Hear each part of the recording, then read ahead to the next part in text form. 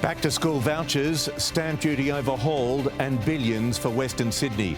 Tonight the budget, the state government hopes, is an election winner. But turmoil around the corner.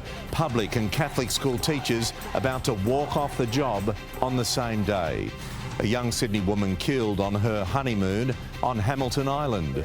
Whatever is necessary, the Reserve Bank Governor's new warning on interest rates. And the former garbage man determined to clean up the Blues' state of origin mess. This is 9 News with Peter Overton. Good evening. Women, the cost of living and first home buyers are at the heart of this year's state budget as the government lays the foundation for its re-election pitch. Long-awaited stamp duty reform and a $150 voucher for every school student are the headline acts. But there's mounting anger in the public service over the 3% pay rise offer. And tonight, there's confirmation of a mass teachers' strike. Our state politics reporter Liz Daniels begins our coverage. A clearly nervous new treasurer. Congratulations on your first budget. Thank you so much, Liz. With a mega spend to explain and a major property tax reform to deliver.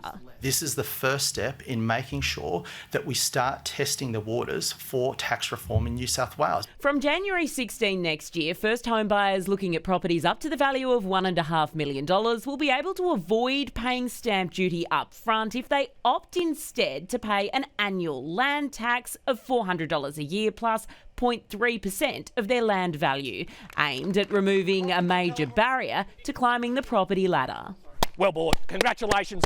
On an apartment worth $830,000, a first home buyer would have the choice to outlay $32,000 in stamp duty or pay $1,195 a year for as long as they own the home. It would take 27 years for the land tax payments to add up to the initial outlay. On a house worth $1.35 million, opting for the land tax would save the buyer $59,000 up front, but cost them $2,830 a year in land tax, taking 21 years for the land tax payments to add up to the initial outlay.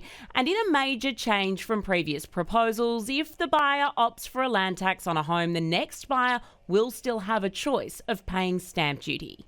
Existing stamp duty exemptions and concessions for first home buyers will remain on properties worth up to $850,000, but just when the land tax option will apply to the rest of the market remains to be seen. In order to do wide-scale stamp duty reform, it needs significant investment from the Commonwealth. In a sugar hit for parents, to start next year, a $150 back-to-school voucher will be offered to every primary and high student in the state, accessible on the Service New South Wales app. It helps to cover the cost of shoes, uniforms, bags and books, building on toll rebates, childcare fee help and energy cashbacks already announced. The hangover of COVID has meant that it's pushed up the cost of living for families across New South Wales, and the cost of getting kids back to school is a big one. With the sweeteners scattered, it was straight to State Parliament for Matt Keane's message of the day. Investing in women is an investment that this government believes will pay off, and it's an investment that we're proud to make.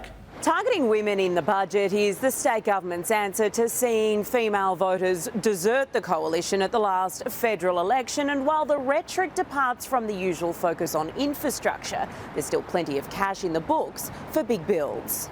Despite threats of pulling back on infrastructure, the budget still includes $372.5 million to build Parramatta Light Rail Stage 2 and $4 billion to start building the Western Harbour Tunnel and plan the Northern Beaches Link. Confirmation too, the South West Metro line will open in 2 stages, Chatswood to Sydenham in 2024 and on to Bankstown within 12 months, a year later than expected. The price tag is also blown out by $6 billion. There's $1.6 billion too to be dotted across Sydney for 15 new and upgraded schools and $5.5 billion for the police force, including a tech overhaul which will see body-worn cameras activated whenever an officer pulls their gun or taser out.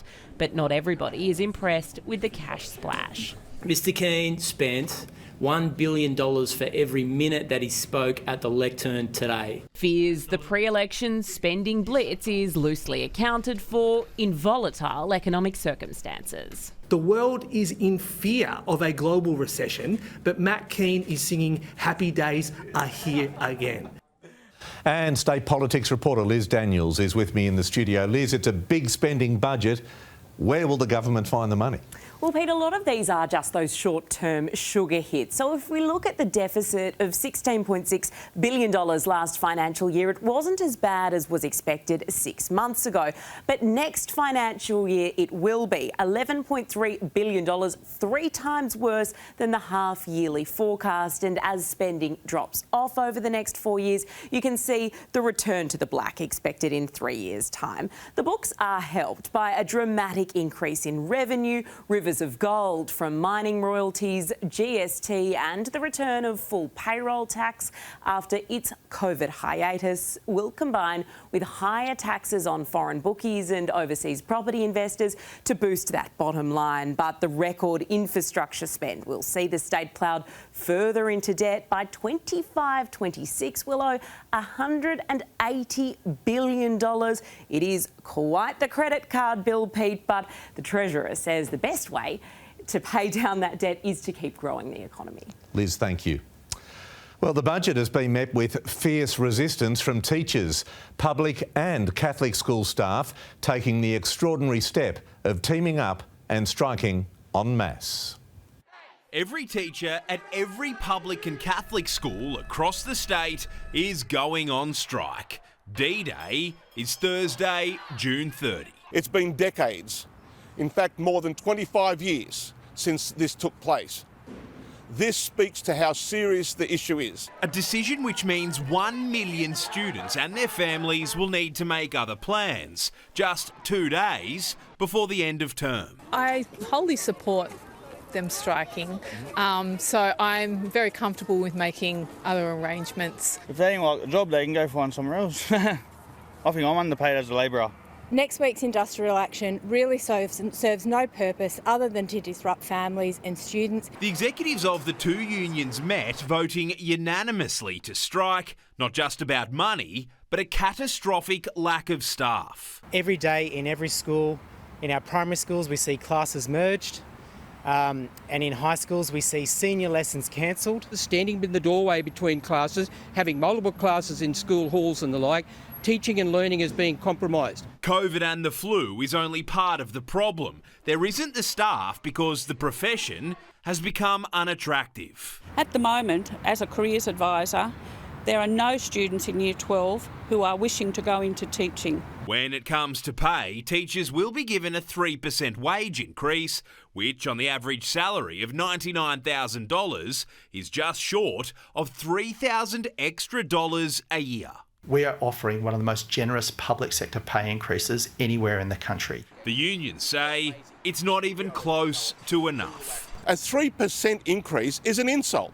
It doesn't even deal with inflation. Something teachers have to contend with when they raise workload issues is the fact they get 12 weeks holidays a year compared to most people who only get 4. Our message is simple.